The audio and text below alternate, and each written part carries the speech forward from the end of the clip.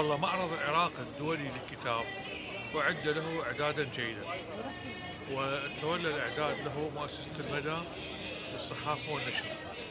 وكان الموضوع دعوة الكثير من دور النشر العربية والأجنبية والعراقية للاشتراك في هذا المعرض، وكذلك الإعلان عن المعرض قبل فترة طويلة، ثم دعا القراء يتلهفون للحضور إلى هذا المعرض ومطالعة وشراء أحدث الإصدارات من الكتب والروايات والكتب العلمية وغيرها.